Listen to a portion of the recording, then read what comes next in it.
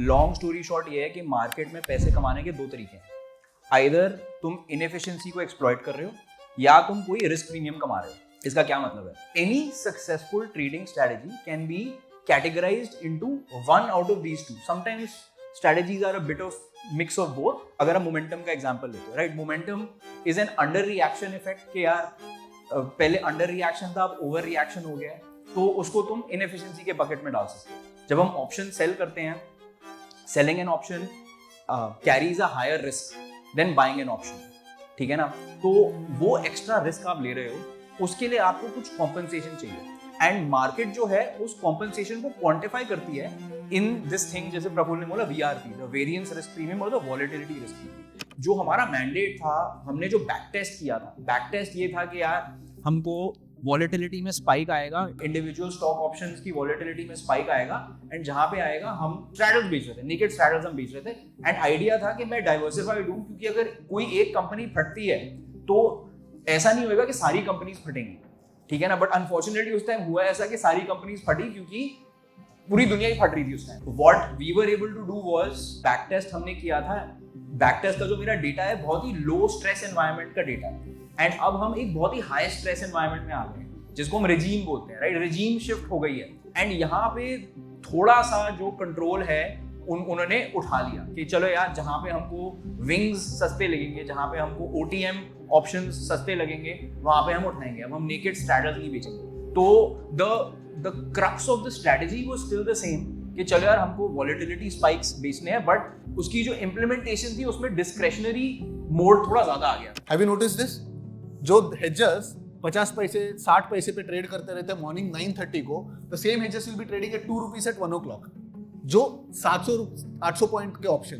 तो if somebody has like a bookish knowledge of how the options work, generally expiry day के दिन क्या होना चाहिए? टीटा डी के तो होना चाहिए, राइट? वो 50 पैसे का ऑप्शन कितना चाहिए? 10 पैसे, 5 पैसे, 20 पैसे का, बट बल्कि वो उल्टा बढ़ जाता है. भाई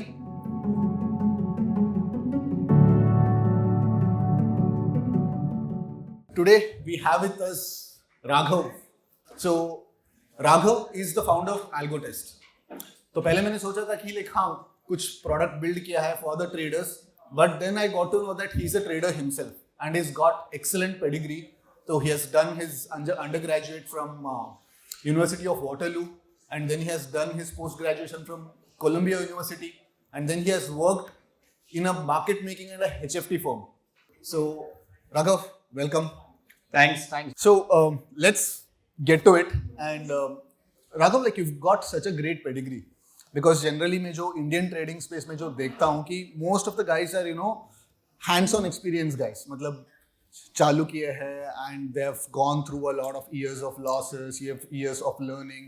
Basically, they've got their hands dirty and then they have made it in trading. Basically, they're all like, you know, most of them are practitioners first.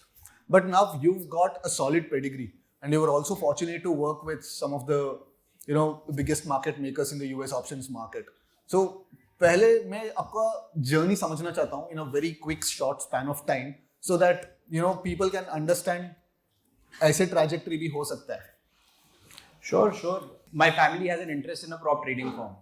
So that was the starting point where समझ आया कि when options just started trading in India, Nifty पे options आते थे, 3000 Nifty का level होता था. तो उस टाइम पे मैंने I've scored my first internship with them only. So total 100% nepotism. Story of me trading is essentially punching orders in front of the terminal when Nifty was 3000, 3500. जब निफ्टी थोड़ी ऊपर जाती थी तो स्ट्राइक्स खुलती नहीं थी. So we actually had to call the exchange and tell them, sir 3350 की स्ट्राइक खोल दीजिए, डिमांड आ रही है 3350 में. That is sort of my introduction to option trading. So I studied maths in my undergrad, and some of this work experience I got lucky enough where, you know, 2008 में I got an internship to work at a options trading firm in Chicago. So you guys remember what was happening in 2008? The global financial crisis, right? So imagine I got an internship to work at a short option desk when essentially Bear Stearns was going bankrupt, and we had sold options in Bear Stearns. So naturally we lost money on that trade. Not just Bear Stearns, we had sold options in Merrill Lynch, Lehman Brothers. These three companies don't exist anymore. How many of you guys have heard of Satyam Computers? another interesting story, another trade where we lost a lot of money. There was of course a wall selling signal there, so we sold options, we sold straddles in Satyam, and pata chala कि it was an accounting fraud.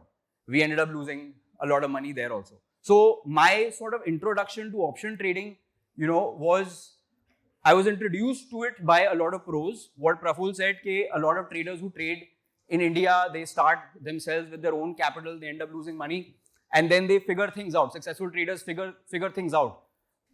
It was similar for me from the point of view that I also lost money initially. Okay, I was trained by some smart guys. I had the pedigree, but the pedigree doesn't help you because at the end of the day, market is the god, right? Market is the jungle, and it has to be the survival of the fittest. You can have the best pedigree, but the market still finds a way of punching you in the face. So that's my sort of short introduction of how I got into trading.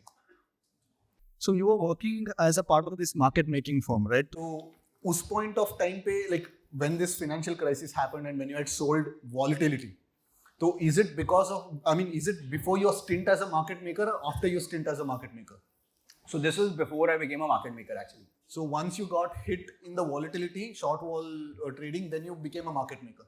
So I was actually interning in Chicago. So 2008 and 2009, I did my internship there. The desk where I was interning was called the Chicago Volatility Desk, and they were a market taking group. It was a very typical setup where they had back tested a strategy in short options in the single stock space in the US. So essentially, SSO pay options, they were selling. The idea was, if there is a spike in volatility, we will sell options and then we will manage the trade over the life of the option. The screw up happened that, the strategy was back tested during a relatively quiet period, which was 2002 se leke 2006, 2007 in the American markets, where the markets just went slowly going up. And 2008, 2009 was one of the most, it was a black swan event. If there is a definition of black swan, that if there is an event that satisfies the definition of black swan, this is it, right? So all of a sudden, we had put on a bunch of positions and all the positions were bleeding. So it was kind of, for me, it was, being thrown at the deep end as a first or second or third internship. I knew about options. I knew what they were trying to do when I joined the group. My role was supposed to be just a support role. I was, writing some macros on VBA, doing some programming for them. But they were so short-handed that I was just thrown at the deep end. सौदे भी मार रहा था मैं risk भी manage कर रहा था और मैं coffee भी लेके आ रहा था उनके लिए.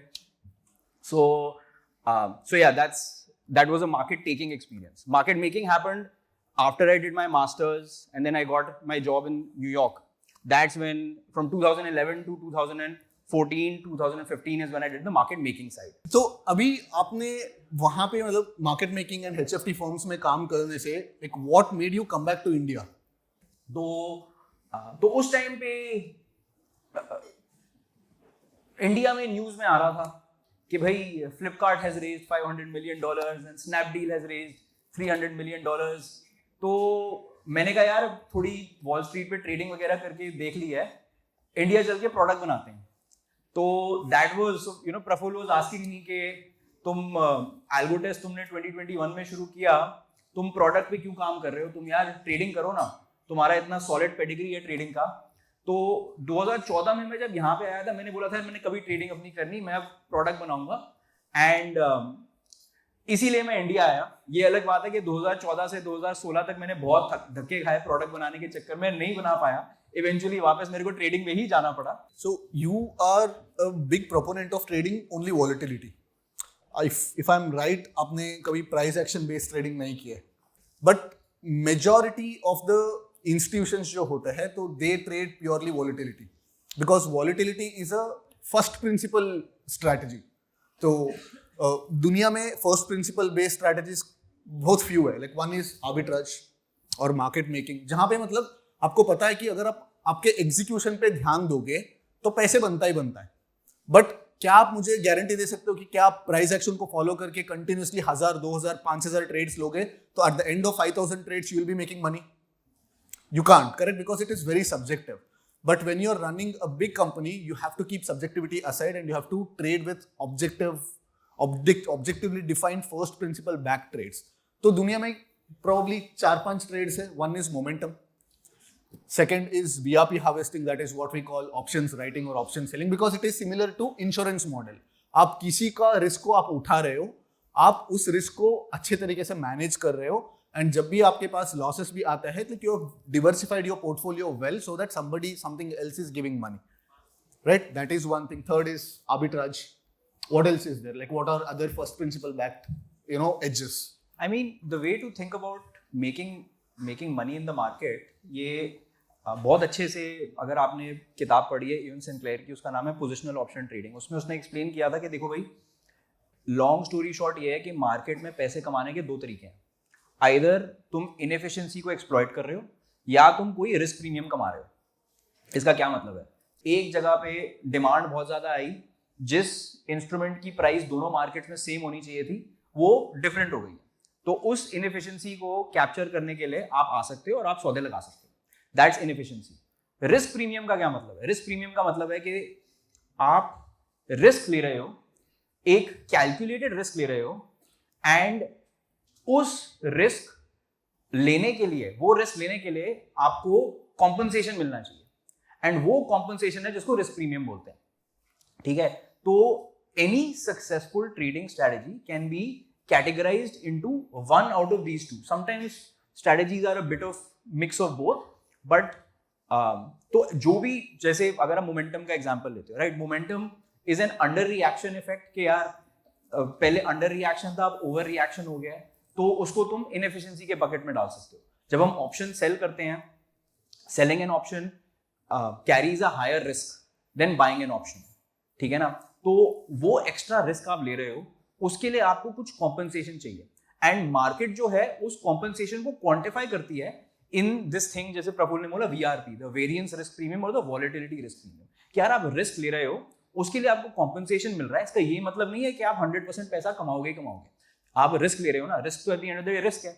यू नीड टू लर्न कि यार पहले तो आपको एक्सेप्ट करना पड़ेगा कि ठीक है भाई मैं रिस्क ले रहा हूँ, फिर आपको मैनेज करना पड़ेगा वो रिस्क, एंड अगर आप सक्सेसफुली उस रिस्क को मैनेज कर पाते हो तब आप प्रीमियम कमा पाओगे. सो लेट्स से कोई ऑप्शन आप बेचे हो एक्सपायरी में, 50 रुपए पे आपको ऑप्शन बेचे हो, ठीक है? तो आपका कहना यह है कि इधर मुझे टाइम डी के मिलेगा या ऑप्शन मेरे डायरेक्शन में जाके जीरो होने वाला है एक्सपायरी के दिन. Let's say 50 rupees let's say suddenly 75 पे चला गया. आप क्या करोगे? अरे ऑप्शन मेरे अगेंस्ट स्पाइक हो गया, राइट? आप वहां पे उस ऑप्शन को वापस बाई कर रहे हो. किससे बाई कर रहे हो? somebody selling it to you, तो he is taking that risk from you. तो बेसिकली कैसा है, like Corey Hoffstein says this beautifully, just like energy, risk can neither be created nor be destroyed, but it can only be transferred. Correct? So let's say आप car का insurance के लिए 50,000 रुपए हर साल दे रहे हो, ले कौन रहा है? Insurance company. बट आपके कार का कोई एक्सीडेंट होता है तो 10 लाख रुपए कौन चुका रहा है? Insurance company. He does it on such a grand scale that अगर 1 लाख लोग उसको 50,000 रुपए प्रीमियम दे रहे हैं, तो what is the probability of a car meeting with an accident? Very low. Even after paying up all your claims, they'll still be making money. Similarly, options writing में या किसी चीज में आप रिस्क उठाते हो, the way to make money is to understand what risk you're taking and how to manage the risk and to have a contingency plan. So यहाँ पे आपने वॉलेटिलिटी शॉर्ट फर्म्स पे काम किए थे ड्यूरिंग 2008 ग्लोबल फाइनेंशियल क्राइसिस. तो what led to the bankruptcies of firm? First of all, did they go bankrupt or did they just lose money? We lost money during that period, but overall मेरे को पता था इन positions ने मेरे को, हमने मोटी मार खाई है, and those 3, 4, 5, 6 months were very very stressful in terms of P&L where we were just bleeding money. But at the end of the year we were profitable. I cannot say as a percentage of capital हमने कितना कमाया, but ये था कि भाई we were out of the red. मतलब positive हो गए थे हम. And did you do the same thing even after the GFC? Because generally क्या होता है कि volatility mean reverting होती है. Okay fine, like suddenly volatility expand हो गई है and आपने बहुत सारा पैसे गवा लिए है, but then you get fat premiums after that.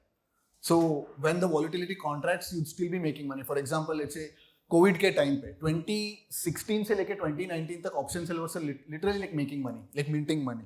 But 2020 पे एक sudden expansion आया, and then we saw that the VIX rose all the way from single digit to almost 80. जब VIX 80 से लेके वापस 20 पे आया, and most of the option writers that we see in the Indian space right now, they are the product of making money in that particular period. तो वहां पे आप जाके अंधा भी मतलब आप जाके ऑप्शन बेच के जाते हो तो अगले दिन मार्केट 2-3% ऊपर नीचे खुलेगा तो भी आपका पोजीशन ग्रीन में ही खुलता था, because it was a falling wicks environment. So you closed in green because of that phenomena, because 2008 में जब वो बॉटम बन गया उसके बाद when the market started grinding back up, the walls got crushed like anything. So actually I wouldn't say कि we were in green, but ये था कि भाई break even हो गए थे, भाव निकल गए थे. And the reason we were able to do that actually was, एक तो one thing interesting is कि this period was not कि यार 1 महीने 2 महीने का period नहीं था कि एकदम से stress हुआ. The entire 2008 से लेके 2009 तक there was a lot of stress in the market. तो VIX remained elevated. There was all sorts of news was spread across a pretty long period of time. So vol remained elevated for a fairly long period of time. ठीक है ना? If my memory is correct, 2008 में best turn उड़ा था, 2008 के second half में Lehman उड़ा था, एंड 2009 में I don't know, may be मेरा थोड़ा टाइम लैप्स हो रहा है, पर मेरे को इतना याद है कि काफी टाइम तक ऐसा रहा था. तो जो हमारा मैंडेट था, हमने जो बैक टेस्ट किया था, बैक टेस्ट ये था कि यार हमको वॉलेटिलिटी में स्पाइक आएगा, इंडिविजुअल स्टॉक ऑप्शंस की वॉलेटिलिटी में स्पाइक आएगा, एंड जहां पे आएगा हम माल बेचेंगे. एंड आइडिया वाज कि यार मैं डाइवर्सिफाइड हूं, स्ट्रैडल्स बेच रहे थे, नेकेड स्ट्रैडल्स हम बेच रहे थे, एंड आइडिया था कि मैं डाइवर्सिफाइड हूं क्योंकि अगर कोई एक कंपनी फटती है तो ऐसा नहीं होगा कि सारी कंपनीज फटेंगी, ठीक है ना. बट अनफॉर्चुनेटली उस टाइम हुआ ऐसा कि सारी कंपनीज फटी क्योंकि पूरी दुनिया ही फट रही थी उस टाइम पे. But generally, like anybody who trades a single stock option book, though they are open to like concentrated risks of individual stocks, but overall portfolio का एक hedge रहता है ना, generally like they buy index puts for that systemic and market wide risk के लिए, तो they were not there. Yeah, well, the problem was that when we did the back test, we didn't really need to buy those puts, right? And then when the stress arrived in the market, then those puts became very, very expensive. So naturally buying those puts would have been a loser. What we were able to do was, the traders that I was working with were really, really experienced, and they were able to realize, they were not that strict कि नहीं भाई जो back test कर रहा है वही हमने करना है. They were able to figure out कि यार बैक टेस्ट हमने किया था, बैक टेस्ट का जो मेरा डेटा है बहुत ही लो स्ट्रेस एनवायरनमेंट का डेटा है, एंड अब हम एक बहुत ही हाई स्ट्रेस एनवायरनमेंट में आ गए हैं जिसको हम रेजीम बोलते हैं, राइट. रेजीम शिफ्ट हो गई है, हम एक नॉन स्ट्रेसफुल रेजीम से अब एक स्ट्रेसफुल रेजीम में आ गए हैं, एंड यहाँ पे थोड़ा सा जो कंट्रोल है उन्होंने उठा लिया कि चलो यार जहाँ पे हमको विंग्स सस्ते लगेंगे, जहाँ पे हमको OTM ऑप्शंस सस्ते लगेंगे, वहां पे हम उठाएंगे. अब हम नेकेड स्ट्रैटल्स नहीं बेचेंगे. तो the crux of the strategy was still the same कि चलो यार हमको वॉलेटिलिटी स्पाइक्स बेचने हैं, बट उसकी जो इम्प्लीमेंटेशन थी उसमें डिस्क्रेशनरी मोड थोड़ा ज्यादा आ गया था कि यार अब इस पे बेचना चाहिए, नहीं बेचना चाहिए, नहीं यार ये फाइनेंशियल है, फाइनेंशियल्स तो सारे जीरो जा रहे हैं, फाइनेंशियल में मैं नहीं बेचूंगा, कंज्यूमर स्टॉक में मैं शायद बेच दूं. उस टाइप का माइंडसेट आ गया था थोड़ा सा. Got it. So there was a discretionary element even to a book which was completely systematic and backtested in nature. Correct. So correct. उसके बाद like what was the the insight that you got about backtesting in general? Because you work with a bunch of people who are so experienced and at the same time who were so adamant about backtesting and जो history जो बोलेगा वही same होने वाला है. So they took history for like some sort of a guarantee for the future. Like projected curve. But then when that didn't materialize, I mean, we had the example of LTCM as well. Yeah, so the idea, देखो यार, you have to when you're trading in the live market based on a backtest, you have to backtest is a tool, ठीक है ना? It's a tool that, and every tool has its limitations. तो तुमको पता होना चाहिए जो भी तुम टूल यूज कर रहे हो मार्केट में उसकी क्या लिमिटेशन है. अगर तुम बोलोगे कि यार ये मेरा ब्रह्मास्त्र है, इससे ये कभी गलत हो ही नहीं सकता, तो मार्केट तुमको समझा देगी कि कब गलत हुआ है, ठीक है ना. तो मेरी तो ये लर्निंग थी यार कि सी बैक टेस्ट उनको करना पड़ा क्योंकि it was a trading division at a bank, and उसके लिए कैपिटल एलोकेशन के लिए, कैपिटल लेने के लिए बैंक से उनको रिपोर्ट्स बनानी थी, दिखाना था कि देखो यार हमने हिस्टोरिकल कॉन्टेक्स्ट में स्ट्रैटेजी को बनाया है। But the traders were smart enough to understand कि यार ये मेरे बैक टेस्ट का एक बहुत बड़ा लिमिटेशन है कि मैंने जो पीरियड यूज किया है वो बहुत ही काम पीरियड में स्ट्रैटेजी ने पैसा कमाया, एंड जिस पीरियड में मैं आज हूँ बहुत ही टर्बुलेंट पीरियड है, मैं फ्लाइट में हूँ, ऑटो पायलट पे चल रही है मेरी फ्लाइट, बट अब टर्बुलेंस आ गई है तो ऑटो पायलट से हटके मेरे को मैनुअल कंट्रोल लेना पड़ेगा, right? So that realization and that's where their experience came, and these were guys, you know, they were trading, ये 2008 की बात है, 2009 की बात है कि ये इलेक्ट्रॉनिकली तो हम ट्रेड कर रहे थे जैसे हम आजकल ट्रेड करते हैं, पर ये वो लोग थे जिन्होंने टेक बबल देखा था 99, 2000, 2001, 2002, वो उन्होंने देखा था, इन्होंने फ्लोर पे ट्रेड करते देखा था, वहां उस टाइम पे इतनी इलेक्ट्रॉनिक एक्सचेंजेस नहीं थी, तो उस एक्सपीरियंस को उन्होंने हार्नेस करके रियलाइज करा कि चलो भाई अब थोड़ा मैनुअल कंट्रोल पे आ जाते हैं। When you came back from the US, so did you find that Indian trading space was intellectually subpar? लग रहा था ऐसे? यार एक्चुअली नहीं, मैं तो ऑनेस्टली जब मैं वापस आया था ना तो मेरा माइंडसेट थोड़ा डिफरेंट था। पहले तो मैंने प्रोडक्ट बनाया, मेरे मल्टीपल कंज्यूमर स्पेस में प्रोडक्ट्स बनाए, सारे फेल हो गए। मैंने कहा चलो जी वापस ट्रेडिंग पे आते हैं। what I realized when I looked at the essentially trading community in India, right? Twitter पे मैंने देखा, yes, garbage काफी था, but there were a lot of smart guys doing a lot of smart things, and मतलब power to those guys because like you said, right? उनकी pedigree नहीं थी, but like you, right? You figured it out. तुम market में गए, मुक्के खाए, धक्के खाए, but eventually you figured a way out, and that's a very inspiring thing, man. Like मैं तो काफी impressed था from a lot of people who were able to get out of the hole themselves and figure out a way to trade. So now let's talk about some part of what, because we talked about all the institutional level stuff. So how can this information be used by the retail participants? Let's say you talked about managing the risk. Okay, as a retail trader, let's say somebody is trading options. How can they manage the risk? तो यार सबसे पहले तो यार मैं ये बोलूंगा कि if you are trading options, okay, so there's multiple reasons to trade options, right? पहला रीजन तो ये है कि यार आपको लगता है कि निफ्टी में तेजी है या मंदी है, you have an opinion in the underlying, ठीक है, एंड उस ओपिनियन को आप एक्सप्रेस करोगे ऑप्शंस को यूज करके। आपको लग रहा है कि यार ये स्टॉक भागेगा, तो आप स्टॉक खरीद सकते हो, आप फ्यूचर खरीद सकते हो, आप कॉल खरीद सकते हो, आप पुट बेच सकते हो। कौन सी कॉल, कौन सी पुट, मतलब बहुत सारी चीजें हैं, बहुत सारे वेज हैं जिसके थ्रू आप अपने ओपिनियन को एक्सप्रेस कर सकते हो। आपका ओपिनियन है कि भाई स्टॉक भागेगा, ठीक है, तो अगर आप, मेरा थॉट प्रोसेस इसमें ये है कि अगर आप ऑप्शंस को यूज कर रहे हो अपने स्टॉक के ओपिनियन को एक्सप्रेस करने के लिए, then you must understand, or you must put in the effort at least to understand the language of options. ठीक है, what do I mean by the language of options? Language of trading is, I'll give you some examples: profit target, stop loss, ठीक है, sharp ratio, drawdown, मेरा यार इतना drawdown चल रहा है, return over max drawdown, मेरा win percentage ये है, मेरा loss percentage ये है, ठीक है, ये वर्ड सबको समझ आते हैं, है ना? ये है लैंग्वेज ऑफ ट्रेडिंग, ठीक है।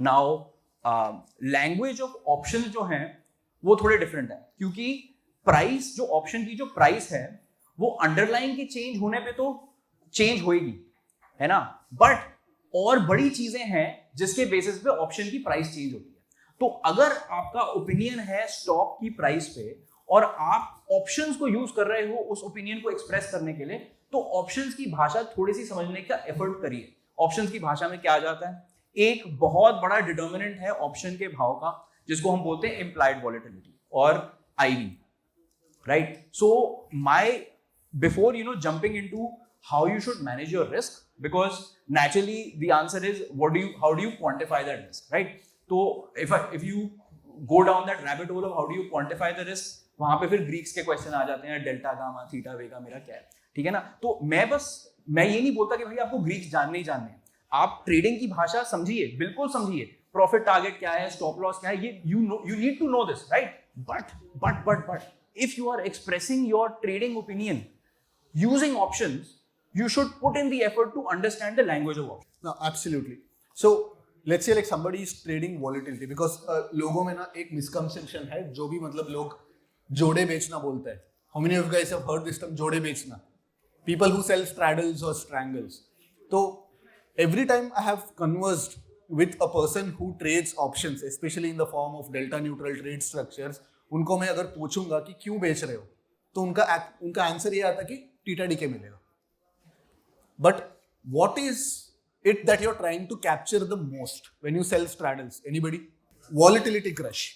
So every time you place a straddle, time decay तो होता रहेगा, but that's a very small component. You place a bet either using long straddles or short straddles to express your opinion on whether the IVs are cheap or low. तो इसको हम बोलते हैं कि risk underwriting. Let's say like आप straddle बेच रहे हो, तो we talked about this, right? Like option selling is like an insurance business. आप किसी का रिस्क उठा रहे हो. Let's say you are a health insurance company. आप एक चेन स्मोकर, क्रॉनिक ड्रिंकर को इंश्योर करना versus a person who is relatively fit को इंश्योर करना, दोनों को सेम भाव पे इंश्योरेंस प्रीमियम नहीं बेचते. यस और no? Right? You would say that this person's expected realized volatility or historical volatility is like higher. मतलब ये बंदा कभी भी बीमार पड़ सकता है, कभी भी इसका कुछ हो सकता है, तो इससे मैं ज्यादा प्रीमियम लेना है, तब भी मैं प्रॉफिटेबल रहूंगा. करेक्ट? तो why did premiums shoot up post COVID? Because suddenly market 5-6% gap खुल रहा था, नीचे जा रहा था. So then suddenly straddles कितने हो गए थे? विक्स कहां पे पहुंच गया था? 80. Why people started saying that भाई ये तो पियकड़ है, इसका कार तो कभी भी ठुक सकती है, तो इसको मैं 50,000 पे इंश्योरेंस नहीं बेच सकता. इसको बेचने के लिए मैं कम से कम 2 लाख रुपए इससे इंश्योरेंस लेना है. Right? This is risk underwriting. So whenever you have, let's say suddenly markets में कल आरबीआई की इवेंट है, आरबीआई में कुछ पॉलिसी आने वाला है, एंड स्ट्रैडल सिर्फ 200 पॉइंट ट्रेड कर रहा है, 100 रुपए का कॉल और 100 रुपए का पुट, एंड आपको पता है कि कुछ भी मार्केट्स में कुछ भी न्यूज आएगा, इधर पॉजिटिव और negative, suddenly the markets will give a नीजक reaction, तो वोलेटिलिटी इंक्रीज हो जाएगी. So how would you express this? You go long straddle. आपको पता नहीं है मार्केट ऊपर जाएगा या नीचे जाएगा, बट आपको पता है कि मार्केट की वोलेटिलिटी बढ़ने वाली है.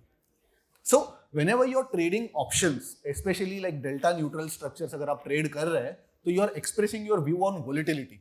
तो लोगों में ये बहुत मिसकंसेप्शन है कि like हम लोग सिर्फ टीटा डीके के लिए काम कर रहे हैं.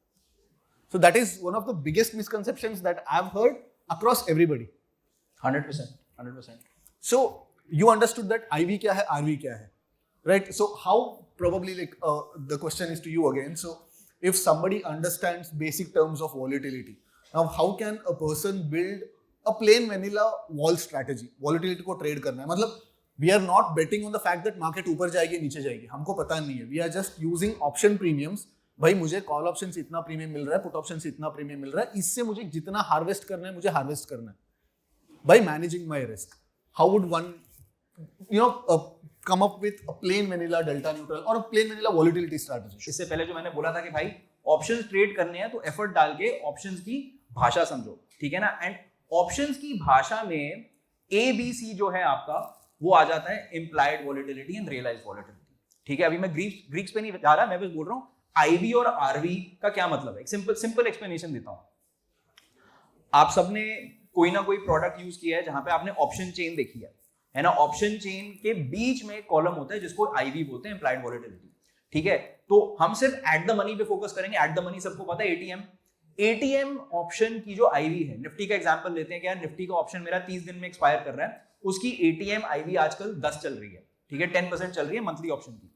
Now that 10%, what is the meaning of that 10%? उस 10% आईवी का मतलब क्या है? ये 10% एसेंशियली एक मार्केट की प्रिडिक्शन है कि निफ्टी में अगले 30 दिन में कितनी फ्लक्चुएशन होने वाली है, कितनी हलचल होने वाली है. ठीक है ना? That is, it's essentially a prediction of the market. The market is saying कि यार अगले 30 दिन क्यों? क्योंकि ऑप्शन 30 दिन में एक्सपायर कर रहा है. ठीक है? तो इस आईवी का मतलब है कि यार अगले 30 दिन में इतनी हलचल होने वाली है, ये मार्केट की प्रिडिक्शन है. ठीक है? But prediction can either be right और रॉन्ग.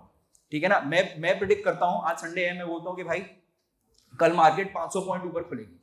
ठीक है? अब कल मेरे को पता लगेगा मेरी प्रिडिक्शन कितनी राइट है या रॉन्ग है. ठीक है? वैसे ही आईवी जो मार्केट की प्रिडिक्शन है बोल रही है कि यार अगले 30 दिन में निफ्टी ने इतनी हलचल करनी है, निफ्टी के स्टॉक ने इतनी फ्लक्चुएशन करनी है, उसकी प्रिडिक्शन की जो एक्चुअल वैल्यू है मेरे को 30 दिन बाद पता लगेगी, ठीक है। एंड वो जो एक्चुअल वैल्यू है उसको रियलाइज्ड वॉलेटिलिटी बोलते हैं या हिस्टोरिकल वॉलेटिलिटी, आरवी बोलते हैं, ठीक है। तो जब आप ऑप्शंस के बारे में सोच रहे हैं, the ABC of speaking the language of options is understanding these two concepts of implied volatility and realized volatility. And then अब प्रफुल्ल का क्वेश्चन था कि यार how should you think about putting a trade on? What is a simple structure to put on? Non-directional structure आपको put करना है, delta neutral आपको रहना है, तो कैसे आप सोच सकते हो? तो आईवी मतलब एक चीज आप और नोटिस करेंगे कि अगर IV is less than RV, ठीक है ना, अगर मार्केट की जो प्रेडिक्शन थी वो कम थी देन एक्चुअल में कितना फ्लक्चुएशन हुआ, तो ऑन एवरेज ऑप्शन बायर पैसे कमाएगा, ठीक है। एंड इसका फ्लिप साइड है, अगर IV is greater than RV, ठीक है ना, तो ऑन एवरेज ऑप्शन सेलर पैसे कमाएगा। मैं ऑन एवरेज यूज कर रहा हूं। अब आप क्या कर सकते हो, आप आईवी और आरवी के एसेंशियली चार्ट को एक साथ देख सकते हो, ठीक है। एंड उसके बेसिस पे आप अपने रेगुलर ट्रेंड लाइंस लगा सकते हो, मूविंग एवरेजेस लगा सकते हो, उसके बेसिस पे आप डिसाइड कर सकते हो कि यार अब आईवी तेज लग रहा है, आरवी मंदी लग रहा है। When you are trading delta neutral, the simplest concept that you are actually putting a trade on to harness is this volatility risk premium, ठीक है ना। एंड इसका एक्चुअली में मतलब क्या है? इसका एक्चुअली में मतलब ये है कि ऑन एवरेज अगर आप हिस्ट्री देखोगे कि options tend to be more expensive, जो आईवी है वो आरवी से ग्रेटर रहती है, जिसका मतलब है कि ऑन एवरेज ऑप्शन सेलर जो है, अगर ऑप्शन सेलर अपने रिस्क को ठीक से मैनेज कर सकता है तो लॉन्ग रन में वो पैसे कमाएगा। You know, there is this fallacy. लोग मतलब I've seen lot of people generally like when we go and attend these trading conferences and all that, जो high ticket conferences रहते हैं वहाँ पे a lot of these guys who manage their family money come, and when I get into the conversation and I ask them कि क्या trade करते हो, वो बोलते हैं कि like हम तो एकदम रिस्क फ्री पैसे कमा रहे हैं। तो क्या करते हैं ऐसे रिस्क फ्री में? अरे मैं कमा रहा हूँ, मैं खुद रिस्क लेके पैसे कमा रहा हूँ, तो आप क्या कर रहे हो रिस्क फ्री? वो बोलते हैं कि सर हम ना 5 रुपए का कॉल और 5 रुपए का पुट बेच लेते हैं, पूरा वीक हम कैरी करते हैं, दोनों 5 रुपए का कॉल और 5 रुपए का पुट, मतलब साल का हमारा 12% बन जाता है। So the thing is people think that these selling Penney options is kind of risk-free money.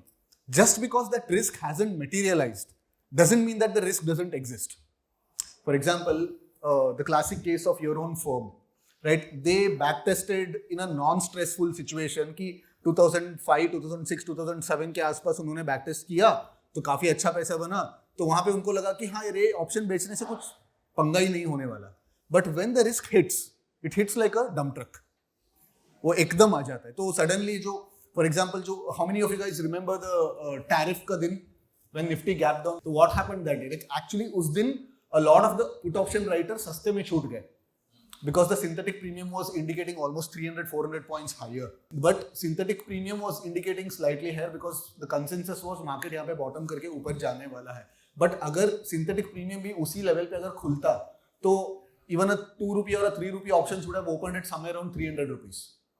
So let's say like you made 2 rupees for 100 days and or 100 weeks, basically weekly options है, तो 100 weeks आप दो रुपए collect किए हैं and suddenly एक दिन आप 200 रुपए चुका रहे हैं. So in the end doesn't, and the worst part is आप पोजीशन साइज भी आपका अकाउंट कंपाउंडेड के हिसाब से करते जाओगे, आप पैसे कमाते जाओगे, आपका अकाउंट ग्रो होता जाएगा, तो आपका पोजीशन साइज भी बढ़ता जाएगा, and when you lose that 200 points they'll be losing it on the compounded value.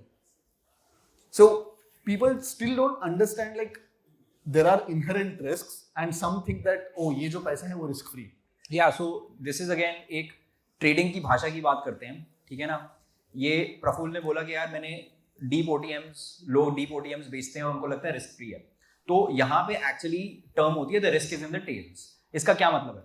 इसका ये मतलब है कि ट्रेडिंग की भाषा में आप लोगों ने how many of you have heard the term negative skew? Okay, so negative skew का ये मतलब है ट्रेडिंग स्ट्रैटेजी जो होती है ना, जो भी आपकी ट्रेडिंग स्ट्रैटेजी है उसके अगेन दो कैटेगरीज हो सकती हैं, पॉजिटिव स्क्यू या नेगेटिव स्क्यू। नेगेटिव स्क्यू का क्या मतलब है? नेगेटिव स्क्यू का ये मतलब है कि आपका विन रेट हाई रहेगा, बट जब आप जीतोगे तो आप कम जीतोगे, एंड जब आप हारोगे तो मोटी मार पड़ेगी, ठीक है ना।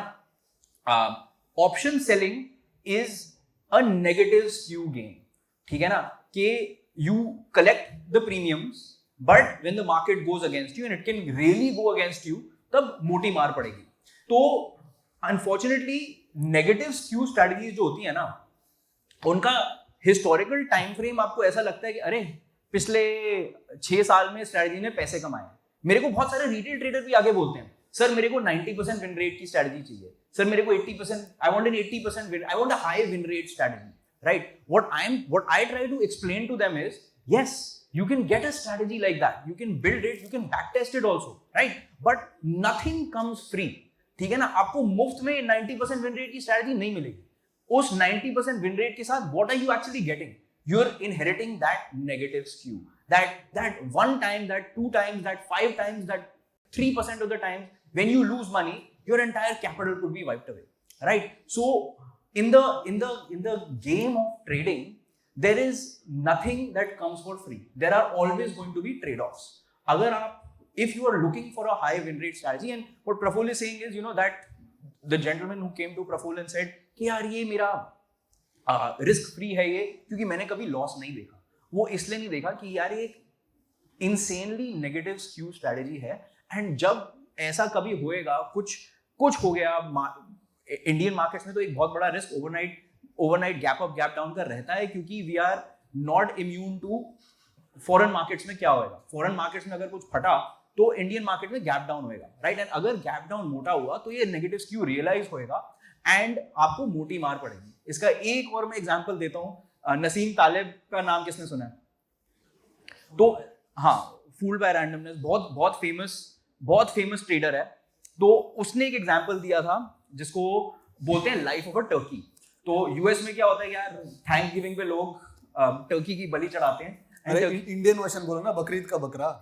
एग्जैक्टली, बकरीद का बकरा। तो you fatten the goat, right, and the goat has had a great life. Goat is मतलब बहुत खुश है भाई, मेरे को खाना मिल रहा है, मैं I am living my best life, right. So उसका पीएनएल कर्व है ऐसे ऐसे ऐसे ऐसे अंटिल ये, राइट। तो that is essentially, this is what negative skew looks like, ठीक है ना। तो अगर आपको, and this is sort of a warning also, right, मैं बैक टेस्टिंग का प्लेटफॉर्म चलाता हूं, like one of the services that I provide is back testing, right. But when you see that beautiful 45 degree equity curve, ठीक है ना, आपको back test में दिखता है, उसको treat that with caution, because more often than not the risk will be in the tails. This is a negative skew system. Inherently having a negative skew system is not wrong. You can, selling options is negative skew, right? But the understanding कि यार ये negative skew है, ये risk free नहीं है, ये बहुत जरूरी है। No, absolutely, because people without understanding risk, they kind of make a certain trading style a villain. मतलब some people say that, oh, tails बेचना गलत है। नहीं, मैं गलत नहीं बोल रहा हूँ, but for example, if there is somebody who is not selling those tails, how can you buy the tails? Let's say आपका पोर्टफोलियो हेज करना चाहते हैं, let's say like आपका निफ्टी का पोर्टफोलियो है 26,000 पे, तो आपको लगता है कि भाई मैं 24,000 तक मैं लॉस ले सकता हूँ, 24,000 के नीचे मैं हेज करना चाहूंगा, तो you want to buy 24,000 puts, yes और नो, पोर्टफोलियो हेज करने के लिए। तो आपको 24,000 पुट्स बाई करने के लिए कोई तो आपको आके बेचना पड़ेगा। For every hedger, there is a speculator. The only requirement, the only givens for a speculator is he has to understand what risk he is taking and he has to have a contingency mechanism. आप जाके 24,000 का puts बेचो, गलत नहीं है, but you have to understand that इसके पीछे जो रिस्क है वो मैं जानता हूं। Don't sell or don't do something saying that oh ये तो रिस्क प्रीमियम, ये तो रिस्क फ्री है, अभी तक नहीं हुआ है, इसका मतलब ये नहीं कि कल नहीं होने वाला। Nothing is inherently wrong in the markets, because if we say that something is right or something is wrong, then we are in a delusion. Correct. अगर हम बोलेंगे कि अरे ऑप्शन बायर तो सट्टेबाज है, तो then option sellers constantly lost in the year of 2024 because of the Jane Street, because realized volatility was constantly higher than implied volatility and the gamma moves were also brutal. Option buyers were actually making money, and people who were trading systematically short option positions, short gamma positions, actually we were kind of actually gambling. We were just praying that bhai aaj to Jane Street na aaye, aaj to spike na aaye, right? So there's always like two sides of the coin. Yeah. But you are running this backtesting platform. So and you have taken like what you have addressed like 30,000 people till now through your webinars and stuff like that. Yeah. How would one get the plain vanilla idea to go about, okay, मेरे पास ये strategy है. How would one get, oh, ये strategy काम करेगी कि नहीं करेगी? For example, 920 is a great start. बहुत ज़्यादा पॉपुलर हो गया. जब भी लोग 920 straddle बोलते हैं, सबको लगता है कि it's a delta neutral strategy. But पैसे कहाँ से आ रही है? आप कॉल और पुट बेच रहे हो, एक बार आपका कॉल का या पुट का स्टॉप लॉस चला जाएगा and the other side gives you the money. So it means that once one side of the stop loss get hits, you expect the markets to continue in the particular direction. So it's kind of a trend following system, but most people think that it's a delta neutral system. So somebody found out that okay, 920 straddle expiry date पे especially like आपने छोटा एक side पे छोटा stop loss दे दिया तो market continue करेगा. So that is like a start. Now people have built on top of it. Now, how would somebody, come up with a trading hypothesis so that they can go back to a backtesting engine and, kind of validate their hypothesis? Yeah, I think, see, 920 ना actually बहुत ही versatile system है क्योंकि simple, मतलब the beauty of 920 is कि just using the language of trading, you can express both a trend following and a non-directional opinion, right? I can essentially create a set of strategies which will, मतलब some of them will work in one regime, some of them will work in the other regime. तो for example अगर मैं stop losses tight रखता हूँ तो probability है कि यार एक साइड का stop loss तो hit होएगा ही होएगा, right? तो ये in a way एक trend following system बन जाता है कि भाई मैंने tight stop losses रखे, market ऊपर गई, मेरा call का stop loss लग गया, अगर ऊपर जाती रहेगी तो मैं put में कमाऊंगा, right? तो ये trend following system बन गया. But अगर आप अपने stop losses को wide रख देते हो, ठीक है ना, आप 20% के स्टॉप लॉस की जगह अगर आप 100% 150% का स्टॉप लॉस रख देते हो तो इन अ वे एक नॉन डायरेक्शनल सिस्टम बन गया, राइट? तो 920 की एक्चुअली बड़ी इंटरेस्टिंग वर्सेटैलिटी है ये. इन एनी केस प्रफुल्ल का जो क्वेश्चन है कि मेरे को स्ट्रैटेजी बनानी है, मैं कैसे सोच सकता हूँ उसके बारे में, कैसे मैं कॉन्फिडेंट हो सकता हूँ अपने हाइपोथेसिस के बारे में, तो हमने एल्गो टेस्ट पे एटलीस्ट यही सिस्टम फॉलो करने की कोशिश करी है, which is a systematic trading framework, right? Which is कि यार आपका सबसे पहले आइडिया, सिस्टमैटिक ट्रेडिंग कैसे शुरू होता है कि यार इट स्टार्ट्स विद आइडिया के ऊपर आप स्ट्रैटेजी बनाते हो, स्ट्रैटेजी को आप बैक टेस्ट करते हो हिस्टोरिकल डेटा से, ठीक है? उस बैक टेस्ट को फिर आप स्ट्रेस टेस्ट करते हो. स्ट्रेस टेस्ट कैसे करते हो यार? आप स्लिपेजेस ऐड करोगे, आप ब्रोकर की कॉस्ट ऐड करोगे और कुछ कर्व फिटिंग के एनालिसिस है जो हमने डाल रखे हैं वहां पे. थोड़ा सा लर्निंग कर्व है, सीखना पड़ेगा भाई. In my opinion, the best way to avoid curve fitting is to first come up with a trading hypothesis based on your market observation. एक सिंपल ऑब्जर्वेशन है, लेट्स से एक्सपायरी डे पे आप देखते हो कि लाइक मार्केट 5 मिनट के अंदर बहुत बड़ा स्पाइक मार देता है.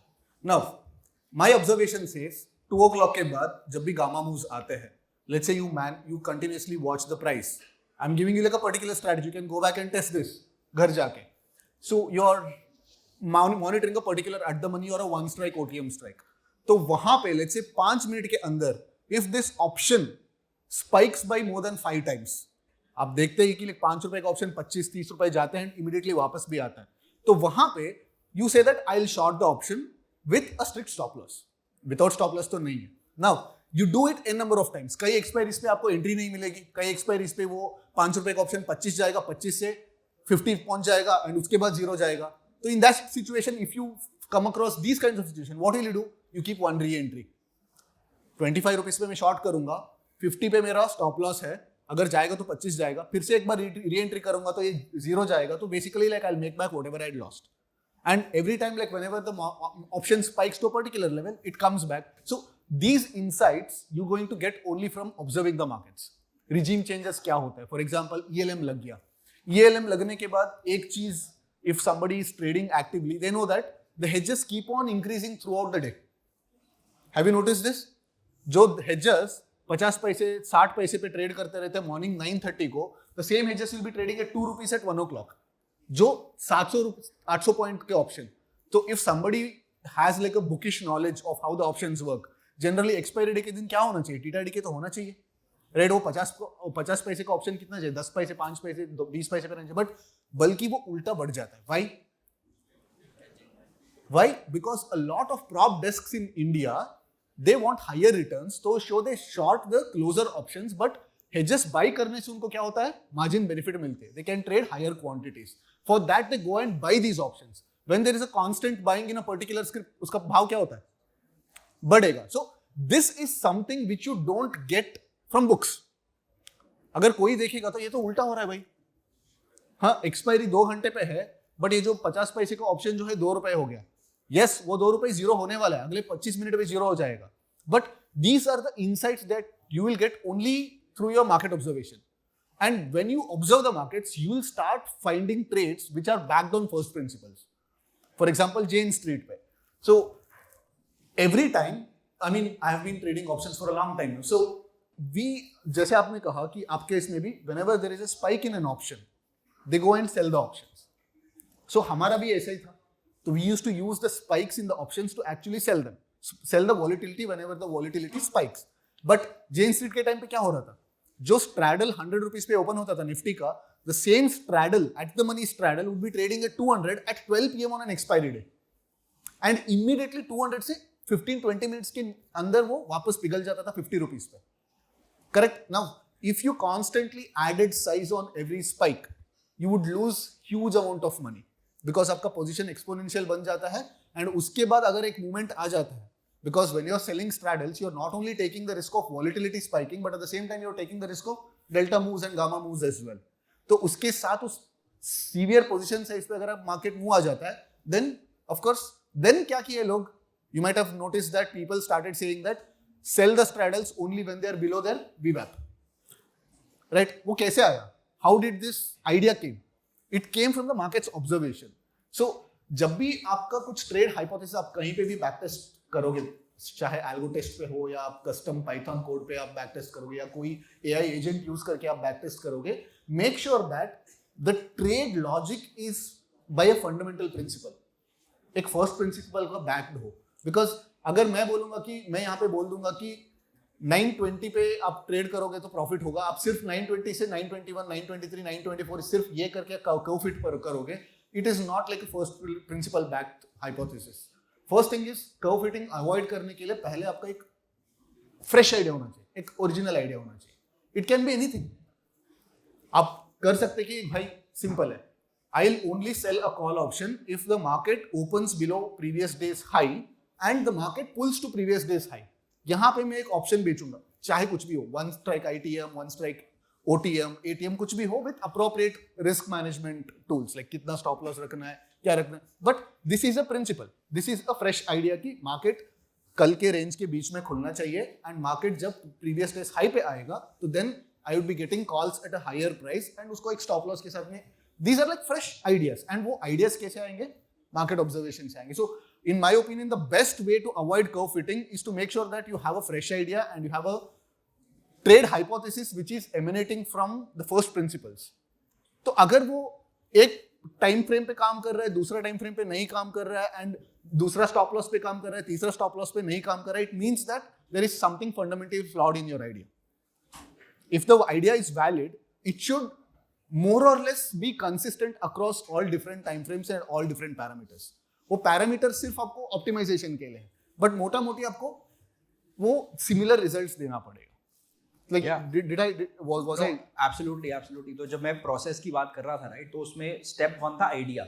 ठीक है ना? Idea exactly is what Praful says कि it has to come from some sort of a market observation. Now there are 2 approaches. एक तो आइडिया फर्स्ट अप्रोच है, एक डेटा फर्स्ट अप्रोच है.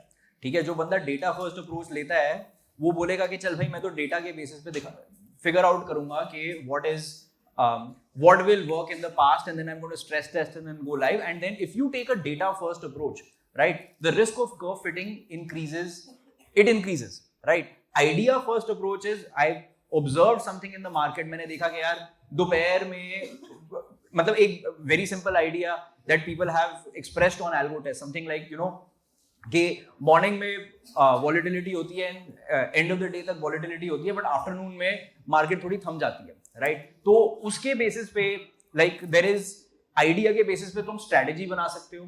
ठीक है? और उस स्ट्रेटेजी को फिर तुम टेस्ट कर सकते हो. बट अगेन स्टेप 1 उसका ये था, आइडिया था कि यार मैंने मार्केट में कुछ ऑब्जर्व किया. ऐसे भी होता है कि यार कभी कभी ऐसा होता है कि मार्केट या रेंज बाउंड हो जाती है, फिर ऊपर से ब्रेकआउट करेगी, एंड मैंने देखा ये ब्रेकआउट ऊपर की तरफ भी हो सकता है, नीचे की तरफ भी हो सकता है. तो उस आइडिया को तुम एक्सप्रेस कर सकते हो again using options, call and put options on algo test. But again, the step 1 is started with an idea which came from a market observation. Absolutely. So I think we have spent almost like 90 minutes. I thought the conversation was helpful.